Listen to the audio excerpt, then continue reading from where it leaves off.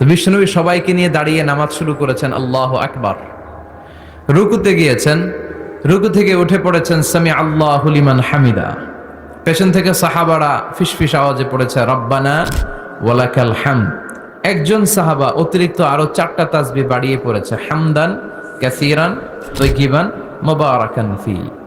সালাত শেষে বিশ্বনবী সাহাবাকে বললেন, সাহাবীদের দিকে লক্ষ্য করে বললেন যে তোমরা সবাই পড়েছো রব্বানা ওয়ালাকাল হামদ, কে যেন বাড়িয়ে পড়েছো হামদান কাসীরান তাইয়িবান মুবারাকান ফি। এই 4টা তাসবিহ কে পড়েছো? এটা তো আমি শিখাই নাই, তুমি পেলে কই? কেউ দাঁড়ায় না, ভয়ে। বিশ্বনবী অভয় দিলেন, ভয় পেও না, দাঁড়াও। একজন দাঁড়িয়ে বলল, ইয়া রাসূলুল্লাহ, আমি আল্লাহর তাসবিহ কম কম পড়লে আমার পোষায় না, আমার পড়তে মনে চাই বেশি বেশি।